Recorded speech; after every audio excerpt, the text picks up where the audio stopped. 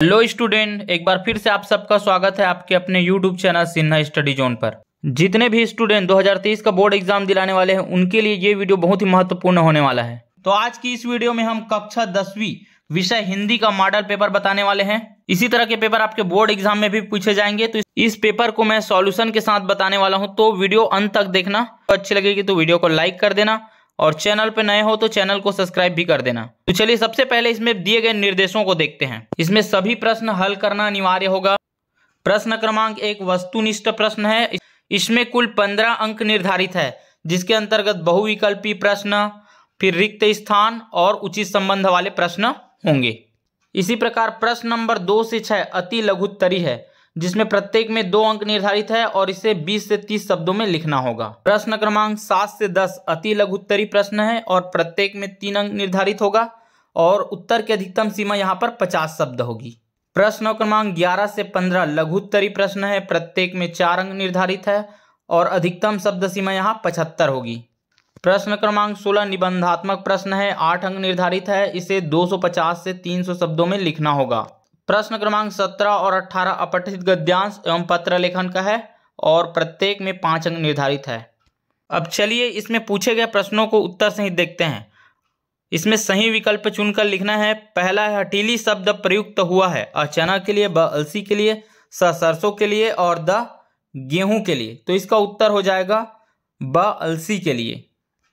इसमें प्रश्न दूसरा है बादल को घिरते देखा है के कवि है, अ नागार्जुन, ब मुक्तिबोध, स ज्ञ और द महादेवी वर्मा। तो इसका उत्तर होगा अ नागार्जुन। इसी में तीसरा है हिंदी का पहला उपन्यास है, अ इंदुमती, ब गोदान, स लहर और द परीक्षा गुरु। तो इसका उत्तर आपको लिखना होगा द परीक्षा गुरु। इसी प्रकार अगला प्रश्न है जलियांवाला बाग कांड किस शहर में हुआ, लखनऊ, कश्मीर, बिहार या अमृतसर। तो इसका उत्तर आपको लिखना होगा अमृतसर। इसमें अगला प्रश्न है घीसा की झोपड़ी किस नदी के किनारे थी, गंगा, यमुना, गोदावरी या फिर नर्मदा। तो इसका उत्तर आपको लिखना होगा गंगा। अगला प्रश्न है जिसमें खाली स्थान आपको भरना होगा। इसमें पहला है कोठी में खाली स्थान छलक जाए, ये जिंदगी फिर चमक जाए। तो इसमें आपको लिखना होगा धान। दूसरा है महादेवी वर्मा को आधुनिक काल की खाली स्थान कहा जाता है। तो इसमें आपको लिखना होगा मीरा।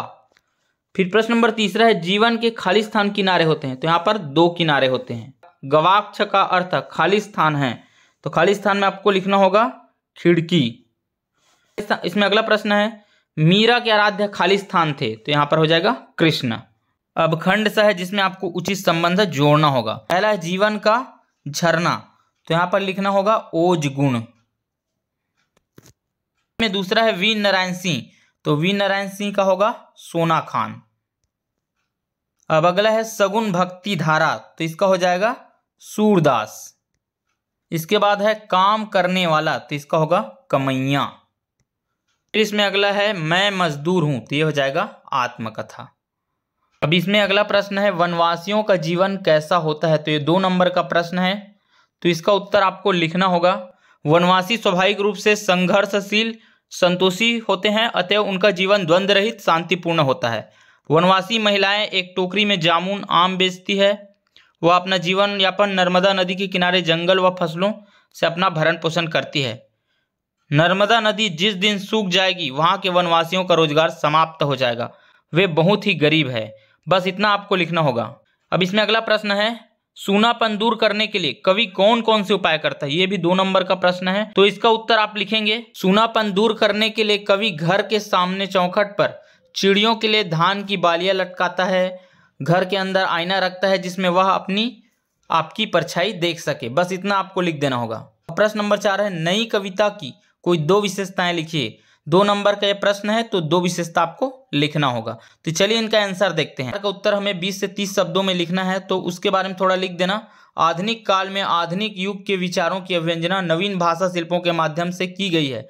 उसके बाद आपको नई कविता की विशेषताएं लिख देना है। इसमें पहला विशेषता आपको लिखना है आधुनिकता की अभिव्यक्ति। दूसरा आप लिख सकते हैं शिल्पगत नवीनता। उत्तर आपको लिखना होगा। अब इसमें अगला प्रश्न है मधुलिका ने पुरस्कार में क्या मांगा और क्यों। यहाँ पर 2 अंक का प्रश्न है, जिसमें क्या मांगा के लिए 1 और क्यों के लिए 1 नंबर का होगा। तो चलिए इसका आंसर देखते हैं। तो इसका उत्तर आपको लिखना होगा मधुलिका एक आदर्श नागरिक के साथ आदर्श प्रेमिका भी है। राष्ट्र प्रेम वैयक्तिक प्रेम से अधिक महत्व रखता है, अतः उसने राष्ट्र प्रेम का पहले निर्वाह स्वरूप अपने प्रेमी मगध के राजकुमार अरुण के कोसर राज्य के प्रति षड्यंत्र को उजागर किया। परंतु इस आदर्श कार्य के बदले में राजा द्वारा दिए जाने वाले पुरस्कार में स्वयं के लिए मृत्युदंड मांगकर अंततः वैयक्तिक सच्चे प्रेम का भी आदर्श प्रस्तुत किया तथा बंदी अरुण के पास जाकर खड़ी हो गई। तो इतना आपको लिख देना होगा। अब इसमें प्रश्न नंबर 6 है, मायका और ससुराल के बीच की स्थिति को कवि ने प्रांतर प्राण क्यों कहा है? ये 2 नंबर का प्रश्न है, तो इसका आंसर भी चलिए देख लेते हैं। तो कवि ने मायका और ससुराल के बीच की स्थिति को प्रांतर प्राण इसलिए कहा है क्योंकि स्त्रियों के लिए मायके और ससुराल दोनों के प्रति अगाध लगाव और प्रेम होता है और उसके ऊपर ही इस नाजुक रिश्ते को निभाने की जिम्मेदारी होती है। तो इतना आपको लिखना होगा। अब प्रश्न नंबर 7 है, रहस्यवाद का अर्थ क्या है? 2 रहस्यवादी कवि के नाम और उनकी रचना लिखना होगा। अब यहाँ से 3 अंक वाले प्रश्न पूछे गए हैं, चलिए इसका उत्तर देख लेते हैं। तो रहस्यवाद का अर्थ होता है छिपी हुई बात, अतः हम कह सकते हैं कि वह विचारधारा जिसका आधार अज्ञात है। हिंदी कविता में रहस्यवाद आरंभ से ही कवियों को प्रिय रहा है। आचार्य रामचंद्र शुक्ल के अनुसार चिंतन के क्षेत्र में जो अद्वैतवाद है वही भावना के क्षेत्र में रहस्यवाद है। अब 2 रहस्यवादी कवि और उनकी रचनाएं आपको लिखना होगा। कबीर का बीजक आप लिख सकते हैं और जयशंकर प्रसाद का आंसू और झरना, ये आप लिख देना। तो इसका आंसर इस प्रकार से आप दे सकते हैं। अब प्रश्न नंबर 8 है, सी कुमार किसान से मजदूर कैसे बन गए? तो 3 अंक का प्रश्न है ये, तो इसका उत्तर भी हम देख लेते हैं। तो इसका उत्तर हमको लिखना है, पिता की मृत्यु हो जाने पर सी कुमार को सामाजिक परंपरा के अनुसार मृत्यु भोज देना पड़ा, जिसमें उसको खेती बाड़ी बेचनी पड़ी। जीविका के साधन के अभाव में उसे मजदूर बनना पड़ा। तो ये इसका उत्तर हो जाएगा। अब प्रश्न नंबर 9 है, बादल को घिरते देखा है, कविता के प्रकृति चित्रण को अपने शब्दों में लिखिए। 3 अंक का ये भी प्रश्न है, तो इसका आंसर भी हम देख लेते हैं। तो इसका उत्तर हो जाएगा, हिमालय की ऊंची ऊंची हिमाच्छादित श्वेत स्वच्छ शिखरों पर उमड़ते काले भूरे बादल अत्यंत सुंदर लगते हैं। हिमपात होने पर मानसरोवर में खिले कमल की रक्त श्वेत पंखुड़ियां हिम कणों से सुसज्जित हो जाती है, जो प्रातःकालीन सूर्य की सुनहरी किरणों से स्वर्णमय आभा से युक्त हो द्विगुणित शोभा से युक्त हो जाती है। इसी मानसरोवर झील में पावस, जिसको हम वर्षा ऋतु बोलते हैं, की उमस से व्याकुल हंसों तथा अन्य प्रवासी पक्षियों के झुंड तैरते हुए तथा भक्षण हेतु कीड़े मकोड़े ढूंढते हुए अत्यंत मनोहारी लगते हैं। इन्हीं हिमाच्छादित ऊंची ऊंची शिखरों की दुर्गम घाटियों में अपनी ही नाभि में सन्निहित कस्तूरी की सुगंध से मस्त होकर कस्तूरी मृग इधर उधर भागते हुए शोभायमान होते हैं। चकवा चकई पक्षियों का समूह सूर्योदय सह रात्रिकालीन विरह दुख से मुक्त होकर प्रसन्नचित खुशी का अनुभव करते हुए दिखाई देते हैं। सचमुच में पर्वतों के मध्य का यह दृश्य अत्यंत चित्त आकर्षक एवं रमणीय दिखाई देता है। तो इतना उत्तर आपको लिखना होगा। अब इसमें अगला प्रश्न है, घीसा का नाम घीसा कैसे पड़े? 3 अंक का ये भी प्रश्न है, तो इसका उत्तर भी हम देख लेते हैं। तो इसका उत्तर आपको लिखना होगा, घीसा की माँ मजदूरी का काम उसे जमीन पर लिटाकर करती रहती थी, तब वह पेट के बल घिसट घिसट कर चलता था, इसलिए उसका नाम घीसा पड़ गया। तो इतना आपको लिखना होगा। अब इसमें अगला प्रश्न है, बेरोजगारी के क्या क्या कारण है? कोई 4 कारण लिखे। यहाँ से 4 अंक के प्रश्न हो गए। 4 कारण है तो प्रत्येक कारण के 1-1 अंक आपको मिलेगा, तो 4 कारण लिख दोगे तो 4 अंक आपको मिल जाएगा। तो चलिए इसका आंसर भी देख लेते हैं। तो बेरोजगारी के निम्नलिखित प्रमुख कारण है। इसमें पहला कारण आप लिखेंगे जनसंख्या अनुरूप रोजगार की कमी। दूसरा कारण लिखेंगे समुचित शिक्षा का अभाव। तीसरा कारण आपको लिखना होगा तकनीकी शिक्षा में स्रोतों की कमी। और चौथा लिखना होगा मानसिक स्तर की कमी। इस प्रकार आपको 4 अंक मिल जाएंगे। सीमा को ध्यान में रखते हुए प्रत्येक कारण का आप थोड़ा डिटेल भी दे देना, तो इस तरह आपके शब्द सीमा भी पूरे हो जाएंगे और आपको 4 अंक मिल जाएंगे। प्रश्न नंबर 11 का एक अथवा वाला प्रश्न है, जिसमें लेखक बनने के लिए शरद बाबू के क्या क्या सुझाव थे, लिखिए। तो चलिए इसका आंसर भी हम देख लेते हैं। इसका आंसर आप लिख सकते हैं, जो लिखना सो अपने अनुभव से लिखना।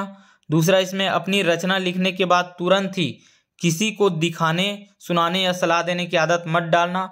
अपने ही पास रखना, स्वयं 2-3 महीने तक पढ़ लेना, जब संतुष्ट हो जाना तभी दूसरों को दिखाना। अब इसमें तीसरा सुझाव था अपनी कलम से किसी की निंदा मत करना। चौथा था अपने सामर्थ्य के अंदर खर्च की आदत डालना, उधार लेने से बचना। तो ये 4 सुझाव आपको लिखने होंगे। अब प्रश्न नंबर 12 है, दुनिया के विकास कार्यों में मजदूरों के योगदान को अपने शब्दों में लिखिए। तो यहाँ पर आप अपने शब्द में लिख सकते हैं। शब्द सीमा का ध्यान रखते हुए आपको इसका आंसर देना होगा। इसी का अथवा देख लेते हैं। अपनी अपनी बीमारी पार्ट में लेखक किस बीमारी से मरना चाहता है और क्यों। तो इसका आंसर हम आपको बता देते हैं। तो इसका आंसर आपको लिखना होगा, लेखक जो है टैक्स की बीमारी से मरना चाहते हैं। अब टैक्स है, आप आय अर्जित करते हैं परंतु आयकर देना नहीं चाहते हैं, टैक्स ना पटाने की मानसिकता से ग्रसित होकर टैक्स चोरी करते हैं, ऐसे लोगों को टैक्स की बीमारी सताती रहती है। लेखक का टैक्स की बीमारी से यही आशय है। उसके बाद आपको लिखना होगा, धन संपदा संपन्न लोगों को ही टैक्स की बीमारी होती है।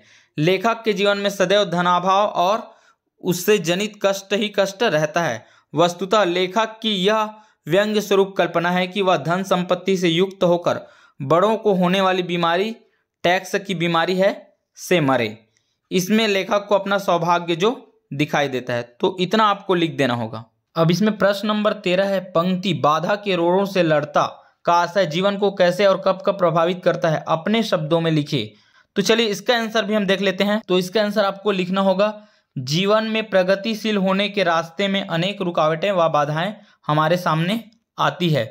उन बाधाओं से लड़कर संघर्ष कर जो मानव आगे बढ़ जाता है वह अपना जीवन सफल कर लेता है। बाधाओं से डरना नहीं चाहिए, उनसे लड़ने की हिम्मत हो और हिम्मत जुटाकर उसे पार कर लेना चाहिए, जिससे हमें अपने संघर्ष का फल मिल जाता है और बहुत खुशी होती है। तो इतना आपको लिखना होगा। प्रश्न नंबर 13 का ही अथवा है, ठूंठ किसका प्रतीक है। एक था पेड़ और एक था ठूंठ पाठ के शीर्षक की सार्थकता स्पष्ट कीजिए। तो इसका आंसर भी हम आपको बता देते हैं। तो यहाँ पर आपको लिखना होगा, ठूंठ निर्जीवता का प्रतीक है।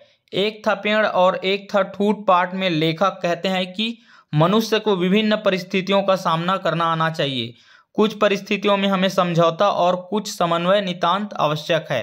हरा भरा हिलता झुकता वृक्ष इस संदर्भ में एक सटीक एवं प्रभावी उदाहरण है। इसी तरह ठूंठ वृक्ष जो सर्वथा स्थिर रहता है उसका भी विवेकपूर्ण जीवन में महत्व है, क्योंकि जीवन में कुछ ऐसे सत्याधारित विषय होते हैं जो मानव और मानवता दोनों के पोषक होते हैं, यथा त्याग, शील, सहिष्णुता, क्षमा, परोपकार, सदाचार, देश हित, समाज हित आदि। इनको अपनाने के प्रति ठूंठ वृक्ष जैसी अडिगता भी जरूरी है।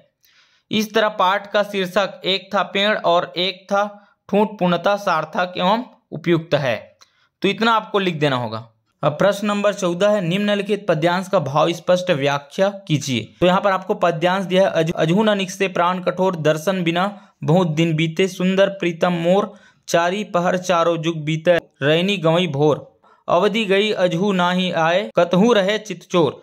सबसे पहले इस पद्यांश का आपको संदर्भ लिखना होगा। संदर्भ में आप कवि का नाम और पाठ का नाम आप लिख देना। फिर उसके बाद इसमें प्रसंग लिख देना और अंत में इसका व्याख्या आपको करना होगा। आपको ये प्रश्न याद नहीं है तो इसके अथवा में भी दिया है पद्यांश, उसका भी आप अर्थ लिख सकते हैं। जो आपको सरल लगे या जो आपको याद हो उसका उत्तर आपको लिखना होगा। अब प्रश्न नंबर 15 है, छत्तीसगढ़ की प्रमुख लोक नाट्य विधा नाचा को संक्षेप में समझाइए तथा प्रमुख नाचा कलाकार के नाम लिखिए। इसके अथवा में भी एक प्रश्न है, वीर नारायण सिंह में कौन कौन से मानवीय मूल्य दिखते हैं जो उन्हें अद्वितीय सिद्ध करता है। तो इन दोनों में से एक का उत्तर आपको लिखना होगा और ये 4 अंक का प्रश्न है, तो शब्द सीमा को भी ध्यान रखना होगा। तो एक चीज ध्यान रखना, जब भी अथवा वाले प्रश्न होते हैं तो उसमें आपको जो प्रश्न अच्छे से याद है, जिसको आप दिए गए शब्द सीमा में लिख सकते हो, तो उस प्रश्न को हल करने का प्रयास करना है। इसका उत्तर आपको लिखना होगा, वीर नारायण सिंह मानवीय मूल्यों से लसित, मृदुभाषी, मिलनसार, परोपकारी, धर्मपरायण व्यक्ति थे। वे अपने गुरुओं से धर्म एवं नीति संबंधी सीख लेते थे। वे घोड़े पर सवार होकर गांव-गांव भ्रमण कर जन समस्याएं सुनते थे तथा उन समस्याओं का समाधान खोजते थे। अपनी रियायत के उपयोगार्थ सार्वजनिक तालाब खुदवाना, वृक्ष लगवाना आदि मानवीय गुण उन्हें अद्वितीय सिद्ध करते हैं। इतना आपको लिखना होगा। इसमें प्रश्न नंबर 16 है, निम्नलिखित में से एक विषय पर लगभग 250 से 3 शब्दों में सारगर्भित निबंध आपको लिखना है। इसमें दिया है छात्र जीवन एवं अनुशासन, विज्ञान की देन कंप्यूटर, स्वच्छता अभियान, जीवन में खेलों का महत्व, छत्तीसगढ़ के पर्यटन स्थल। तो जो आपको याद है वो अच्छे से आपको लिखना होगा। शब्द सीमा है 250 से 300, तो इसका भी आपको ध्यान रखना होगा। अब इसमें प्रश्न नंबर 17 है, निम्नलिखित अपठित गद्यांश को पढ़कर उसके नीचे लिखे प्रश्नों के उत्तर दीजिए। तो 5 अंक का प्रश्न है और इसके अंतर्गत 5 प्रश्न पूछे गए हैं। प्रत्येक प्रश्न के लिए 1-1 अंक निर्धारित कर दिया है। तो पहले आपको अच्छे से पढ़ लेना होगा गद्यांश को, उसके बाद ही आप इसका आंसर दे सकते हैं। चलिए इसको एक बार पढ़ लेते हैं। समय कभी किसी के लिए नहीं ठहरता, इस संसार में सबसे मूल्यवान समय है। धन को तो परिश्रम करके पुनः कमाया जा सकता है, किंतु बीता समय कभी लौटकर नहीं आता है। इतिहास साक्षी है, जिसने भी समय का सदुपयोग किया उसे जीवन में सफलता प्राप्त हुई। विद्यार्थी काल में तो समय का और अधिक महत्व है, उसके लिए समय स्वर्ण से भी अधिक महत्वपूर्ण होता है। मनोरंजन के नाम पर समय को नष्ट करना स्वयं को धोखा देना है। धन के द्वारा समय नहीं कमाया जा सकता। अब इसमें पूछे गए प्रश्नों को भी सॉल्व कर लेते हैं। तो इसमें पहला प्रश्न पूछा है, विद्यार्थी का समय किससे अधिक महत्वपूर्ण है? तो इसका आंसर आपको लिखना होगा, विद्यार्थी का समय स्वर्ण से भी अधिक महत्वपूर्ण है। यहां पर आपको उत्तर मिल जाएगा। इसमें दूसरा प्रश्न है, सफलता में कौन सा प्रत्यय है? तो सफलता में ता प्रत्यय है। इसी प्रकार अगला है, इस संसार में सबसे अधिक मूल्यवान क्या है? तो इसका उत्तर आपको लिखना होगा, इस संसार में सबसे अधिक मूल्यवान समय है। इसमें प्रश्न नंबर 4 है, मनोरंजन में हमारा क्या नष्ट होता है? तो इसका आंसर आपको लिखना होगा मनोरंजन में हमारा समय नष्ट होता है। प्रश्न नंबर 5 है, स्वर्ण का समानार्थी लिखिए। तो स्वर्ण का समानार्थी होता है कनक, सोना, ये आप लिख सकते हैं। फिर इसमें अगला प्रश्न है, गद्यांश का उचित शीर्षक लिखिए। तो गद्यांश का उचित शीर्षक आप समय लिख सकते हैं। इसमें प्रश्न नंबर 18 है, आपका नाम दीपक कुमार है, आप शासकीय उच्चतर माध्यमिक विद्यालय रायगढ़ में कक्षा 10वीं के छात्र हैं। अपने प्राचार्य को आर्थिक कारण बताते हुए शाला शुल्क माफ करने हेतु एक आवेदन पत्र आपको लिखना होगा। इसी में अथवा है, रायपुर नगर निगम के अध्यक्ष को एक शिकायती पत्र लिखे जिसमें मोहल्ले की सफाई न होने के संबंध में शिकायत की गई हो। तो यहाँ पर 2 प्रकार के पत्र है, जिसमें एक है आवेदन पत्र है, प्रार्थना पत्र है, और दूसरा है शिकायत पत्र। तो इसमें 5 अंक निर्धारित है और इसको बांटा गया है 1+1+2+1। आपको पत्र पूरा लिखोगे तभी आपको 5 नंबर मिलेगा। अगर कुछ भी याद नहीं है तो भी आप मेंशन करके सोच कर लिख सकते हो, कुछ ना कुछ आपको मिल जाएगा। तो क्वेश्चन आपको छोड़ना नहीं है, पूरा बनाना है। हम आशा करते हैं कि ये वीडियो आपके एग्जाम के लिए हेल्पफुल जरूर होगा।